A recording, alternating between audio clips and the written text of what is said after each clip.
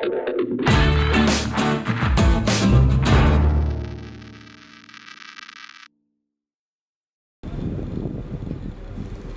révolution tunisienne et le départ de Ben Ali le 14 janvier 2011 a soufflé un vent de liberté sur le pays. Les révolutionnaires ont saisi cette liberté, vaporeuse, qu'ils tentent de ne pas laisser s'écouler. Tâche difficile, car les révolutionnaires sont nombreux et hétérogènes, et leur désir de liberté est bien souvent antagoniste. Alors que depuis l'arrivée du parti islamiste Ennahda au pouvoir, les féministes s'inquiètent de voir leurs droits menacés, d'autres dénoncent l'interdiction de porter le voile intégral au sein de l'université, au nom de la liberté de choisir. À Tunis, sur le campus universitaire, un groupe d'étudiants revendique cette liberté et accueille chaleureusement qui veut bien les écouter.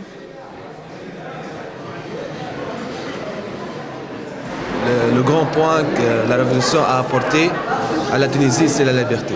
La liberté de choisir, la liberté de porter quoi qu'il veut. Nous, on veut, après la révolution,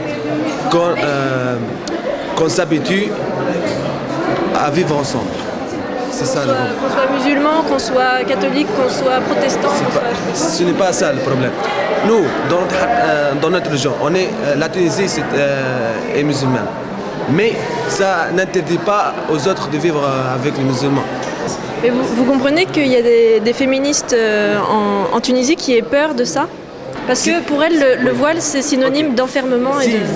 Si vous prendrez la question comme on oblige quelqu'un de porter la voile, je suis d'accord avec vous. Mais on n'oblige personne à porter quel que soit. Et pourquoi les hommes, ils ne le portent pas ? C'est un ordre de Dieu pour les femmes musulmanes de porter la voile. Okay? Pas pour les hommes. Pour la protéger contre les désirs des hommes. Et les femmes aussi, elles ont des désirs. Oui. Pourquoi est-ce que les hommes, ils se cachent pas ? Mais c'est pas le même désir. Désir sexuel, c'est de tous les côtés. Hein. Et d'un côté, pour les hommes, c'est plus grand que pour les femmes. Ah, mais t'es pas une fille, tu peux pas savoir. Non. Eh oui, tu peux pas... vous n'êtes pas un homme et tu peux pas savoir. C'est quoi le mal là-dedans ?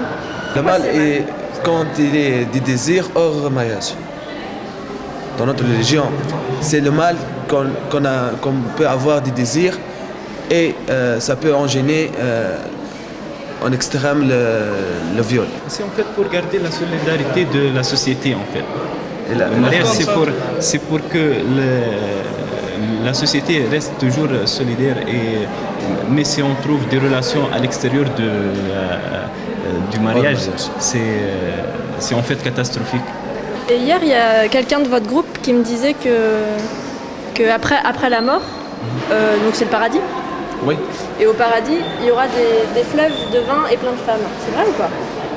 Il n'y a pas des obligations, il n'y a pas de la prière, il n'y a pas des interdictions au paradis.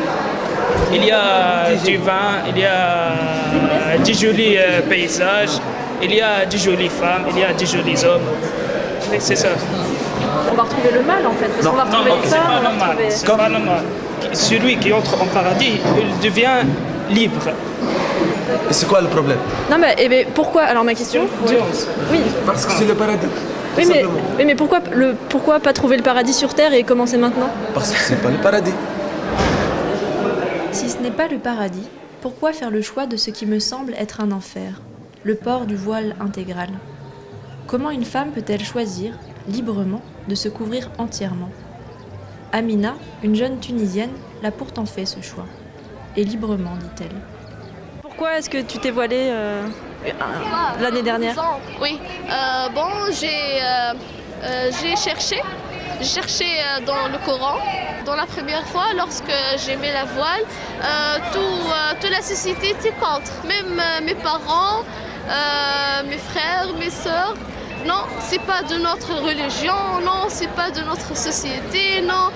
De quoi tu parles et tout, non, tu vas de... Même ils ont peur de moi, ils ont peur que je trouve des problèmes. Mais non, ça me rend plus forte. Dans notre religion, la femme est très chère. Il faut le sauvegarder, il faut être protégé. Imagine un pièce de bonbon sans sa cachette. C'est mieux qu'elle est cachée, elle reste belle, elle reste une femme. La femme peut faire du travail fatigant. Non, il faut respecter la femme comme une femme. Même scientifiquement, la femme est un support. C'est une image plus belle que dire la femme et l'homme sont égaux. Qu'est-ce que tu penses quand tu vois des femmes tunisiennes décrier le voile justement et dire que c'est contre la liberté Je veux dire qu'il faut normalement nous discuter avant de nous juger. Il juge sans faire même la discussion, il juge sans nous questionner pourquoi on met le voile. Mais il y a un peur de l'islam, il y a un peur de charia. Tu te sens plus libre aujourd'hui en portant le voile que sans le porter? Oui, je sens plus libre, je sens fière. Et les femmes dans la religion musulmane, du coup, comme tu la pratiques, elles sont moins libres, elles ont moins de droits que les hommes, non? Non, c'est la fausse idée que le média mondial donnait, non? Dans notre religion, la femme a plus de droits que l'homme. Ah oui? Oui, a plus de droits. Elle a le droit de... elle a le droit de... Comme quoi? Comment tu as une question? La vraie liberté de femme, c'est pas de vivre de n'importe quelle manière. La vraie liberté de femme, c'est avoir des principes et défendre ces principes. La liberté de femme, c'est de contrôler soi-même. La liberté de femme, c'est être près de Dieu. La liberté de femme, c'est vivre l'amour religieux. C'est ça. La liberté serait donc si vaste qu'elle pourrait accueillir des conceptions incompatibles. Celle d'Amina, la mienne, qui m'entraîne à l'opposé, si loin? Peut-être.